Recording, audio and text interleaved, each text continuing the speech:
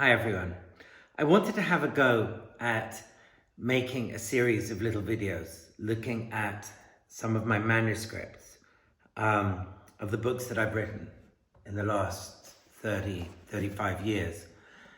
And I wanted to start with this one. It's called Beyond the Devil's Teeth. It was my first real book, and this was maybe the hardest thing I've ever written. When I wrote it, I called it In Gondwana Land, but later the title was changed to Beyond the Devil's Teeth.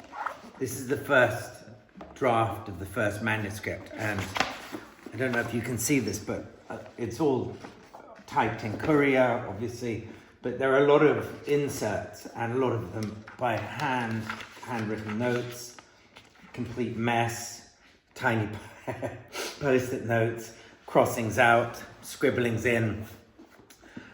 When I wrote this, I knew I wanted to write, but I didn't know how the journey, how the path would reveal itself.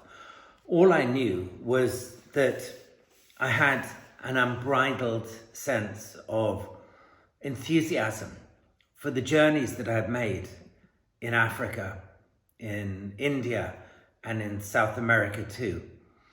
And I had come across this idea of Gondwana Land, the ancient or pre-ancient concept of supercontinents, obviously which existed long before humanity, 65 million years ago.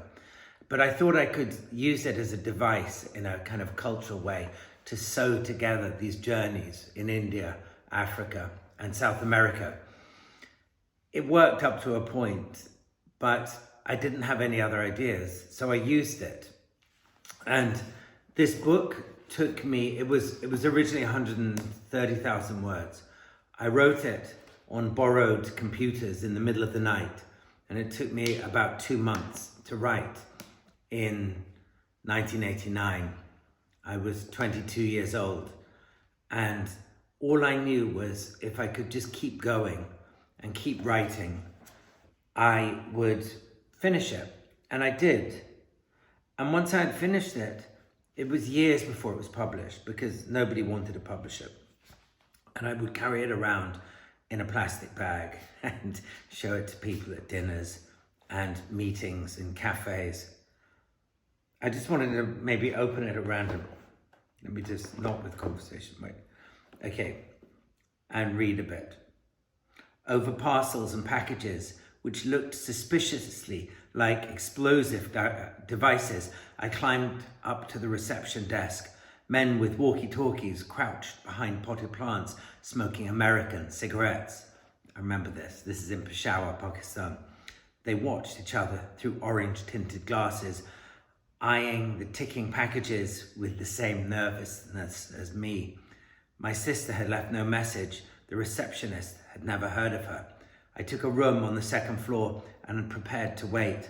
The sound of the evening call to prayer radiated out over Peshawar.